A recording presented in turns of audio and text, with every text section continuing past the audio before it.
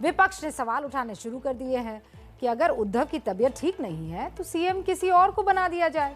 बड़ा सवाल यही है कि उद्धव की जगह महाराष्ट्र का नया मुख्यमंत्री बनेगा कौन?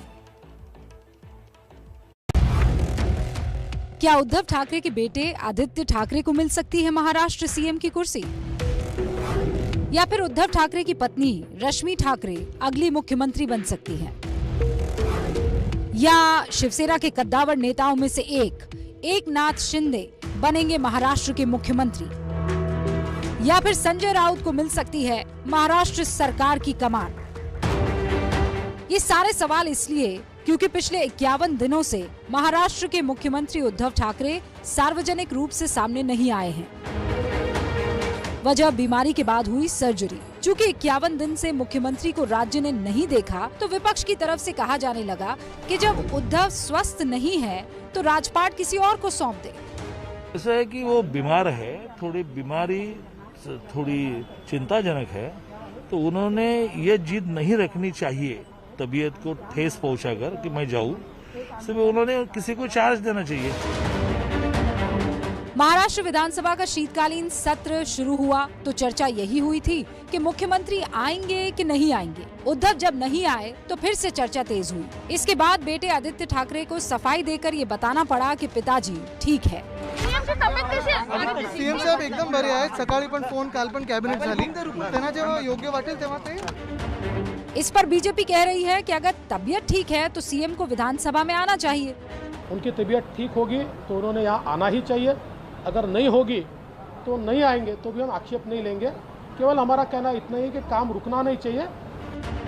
बीजेपी के सवालों पर उद्धव ठाकरे की सरकार में सहयोगी पार्टी एनसीपी के सीनियर लीडर नवाब मलिक बचाव में आए। उन्होंने बीजेपी पर पलटवार करते हुए संसद में पीएम मोदी की उपस्थिति पर सवाल उठा दिए।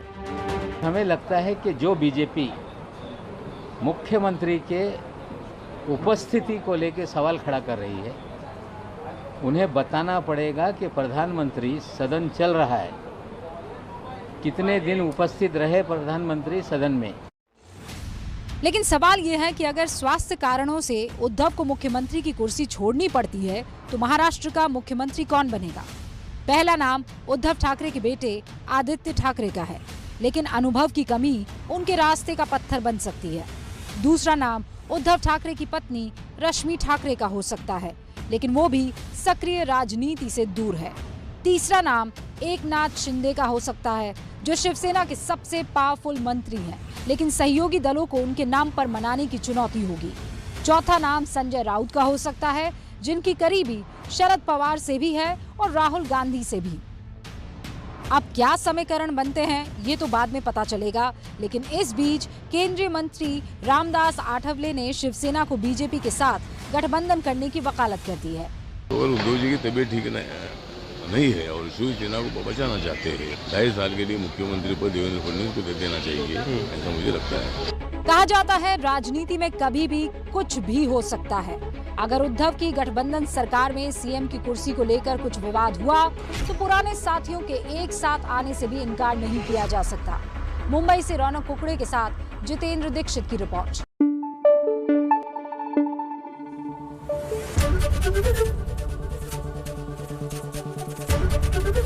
एबीपी न्यूज आपको रखे आगे।